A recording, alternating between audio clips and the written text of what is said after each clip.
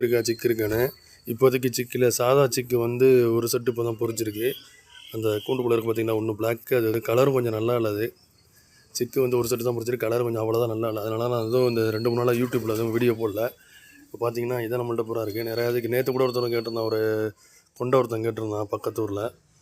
So அவனுக்கு கொடுக்க கூட இந்த கொண்டை மட்டும்தான் இப்போ நான் கொடுக்க போகிறேன். இந்த இருக்குது பார்த்தீங்களா, இந்த கொண்டை மட்டும் தான் சேல்ஸுக்கு இருக்குது. வேறு எதுவும் நான் சேல்ஸு கொடுக்குறல. எனக்கே ஒரு ஃபீமேல் சாட்டின் தேவைப்படுது.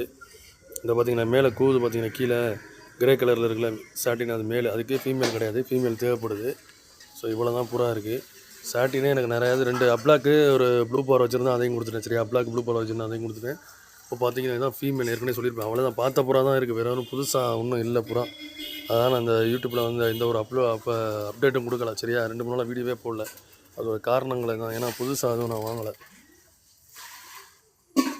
நான் எதுவும் வாங்கலை, அதனால் நான் எதுவும் போடல. இதெல்லாம் பார்த்திங்கன்னா கிராஸ் புறா, கன்னியாஸ்திரியும் ஆஸ்திரேலியன் கிராஸ் ஏற்கனவே போட்டிருப்பேன்.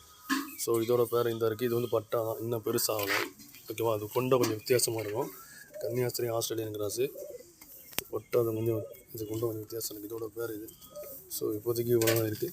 இது பார்த்திங்கன்னா இதுதான் நான் சொன்ன பட்டா. இதில் வந்து பிளாக் கலர் நல்லா இருக்குது. பிளாக் கலர் நான் கொடுக்கல, இந்த இது மட்டும் தான் நான் கொடுக்குறேன். இதுவும் ஒருத்தன் கேட்டிருக்கோம்.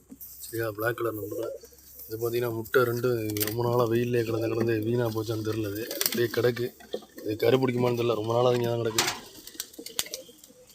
அவ்வளோதான், இப்போதைக்கு இதாக இருக்குது. இப்போ தான் ஹோம்ஒர்க் புறா வந்து குச்சி பறக்க வச்சுருக்கு. ஹோம்ஒர்க் புறா பார்த்திங்கன்னா குச்சி பறக்க வச்சுருக்கு.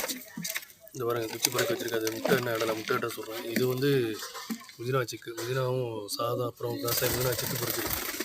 அவ்வளோதான், இப்போதைக்கு அவ்வளோதான் இருக்குது.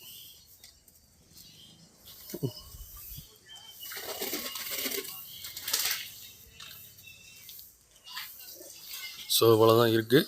இது மாதிரி நான் சிக்கு வந்துச்சுன்னா சொல்கிறேன். நிறைய பேர் கேட்டாங்க, அதனால தான் அந்த வீடியோ போட்டிருக்கேன். சரியா.